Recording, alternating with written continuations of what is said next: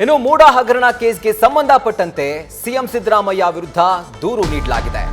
ರಾಜ್ಯ ಚುನಾವಣಾ ಆಯೋಗಕ್ಕೆ ಸಿಎಂ ವಿರುದ್ಧವೇ ದೂರು ದಾಖಲಾಗಿದೆ.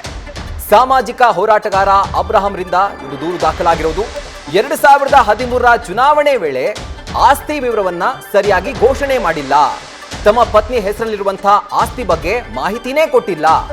ಆದರೆ ಲೋಕಾಯುಕ್ತಕ್ಕೆ ನೀಡಿದಂತಹ ಮಾಹಿತಿಯಲ್ಲಿ ಉಲ್ಲೇಖ ಮಾಡಲಾಗಿದೆ. ಹೀಗಾಗಿ ತಪ್ಪು ಮಾಹಿತಿ ನೀಡಿರುವಂತಹ ಸಿಎಂ ಸಿದ್ದರಾಮಯ್ಯ ವಿರುದ್ಧ ಕ್ರಮಕ್ಕೆ ಆಗ್ರಹಿಸಿ ಸಾಮಾಜಿಕ ಹೋರಾಟಗಾರ ಟಿಜೆ ಅಬ್ರಹಾಂ ಅವರು ಒಂದು ಮನವಿಯನ್ನ ಮಾಡಿದ್ದಾರೆ. ಇದರ ಜೊತೆಗೆ ಕ್ರಿಮಿನಲ್ ಕೇಸ್ ದಾಖಲಿಸಬೇಕು ಅಂತ ಹೇಳಿ ಚುನಾವಣಾ ಆಯೋಗಕ್ಕೆ ಅಬ್ರಹಾಂ ಮನವಿ ಮಾಡಿದ್ದಾರೆ. 2013ರ ಚುನಾವಣೆ ವೇಳೆ ಆಸ್ತಿ ವಿವರ ಏನು ಘೋಷಣೆ ಮಾಡಿದ್ರು ಸರಿಯಾಗಿ ಮಾಡಿಲ್ಲ.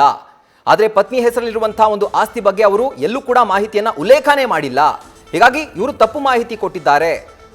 ಚುನಾವಣಾ ಆಯೋಗಕ್ಕೆ ತಪ್ಪು ಮಾಹಿತಿಯನ್ನ ಸಿದ್ದರಾಮಯ್ಯನವರು ಸಲ್ಲಿಕೆ ಮಾಡಿದ್ದಾರೆ. ಹೀಗಾಗಿ ಇವರ ವಿರುದ್ಧ ಕ್ರಿಮಿನಲ್ ಕೇಸ್ ದಾಖಲಿಸಬೇಕು ಅಂತ ಹೇಳಿ ಸಾಮಾಜಿಕ ಹೋರಾಟಗಾರ ಅಬ್ರಹಾಂ ಅವರು ಚುನಾವಣಾ ಆಯೋಗಕ್ಕೆ ನೇರವಾಗಿ ದೂರನ್ನ ಕೊಡ್ತಾರೆ. ಬಹುಶಃ ಈ ದೂರು ಏನಾದ್ರೂ ಮುಂದಿನ ಹಂತಕ್ಕೆ ಹೋದ್ರೆ ಸಿಎಂ ಸಿದ್ದರಾಮಯ್ಯನವರಿಗೆ ಸುತ್ತಕೊಳ್ಳೋದ್ರಲ್ಲಿ ಯಾವುದೇ ಅನುಮಾನ ಇಲ್ಲ.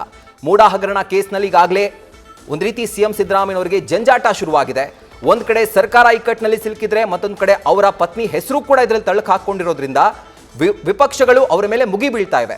ಇನ್ನು ಅಧಿವೇಶನ ಶುರುವಾದ್ರೆ ಇದರ ಒಂದು ಆರ್ಭಟ ಇನ್ನೂ ಜಾಸ್ತಿ ಆಗುತ್ತೆ. ಅದರ ಮಧ್ಯದಲ್ಲಿ ಈಗ ಲೋಕಾಯುಕ್ತಕ್ಕೆ ಮಾಹಿತಿ ನೀಡಿದ್ದಾರೆ, ಅದರಲ್ಲಿ ಉಲ್ಲೇಖ ಮಾಡಿದ್ದಾರೆ. ಆದರೆ ಚುನಾವಣಾ ಆಯೋಗಕ್ಕೆ ನೀಡಿರುವಂತಹ ಮಾಹಿತಿಯಲ್ಲಿ ಸಿಎಂ ಸಿದ್ದರಾಮಯ್ಯನವರು 2013ರ ಚುನಾವಣೆ ವೇಳೆ ಆಸ್ತಿ ವಿವರವನ್ನ ಸರಿಯಾಗಿ ಘೋಷಣೆ ಮಾಡಿಲ್ಲ ಅಂತ ಹೇಳಿ ಅವರ ವಿರುದ್ಧ ಕ್ರಿಮಿನಲ್ ಕೇಸ್ ದಾಖಲಿಸಬೇಕು ಅಂತ ಕೂಡ ಮನವಿಯನ್ನ ಮಾಡಿಕೊಂಡಿದ್ದಾರೆ ಸಾಮಾಜಿಕ ಹೋರಾಟಗಾರ ಅಬ್ರಹಾಂ.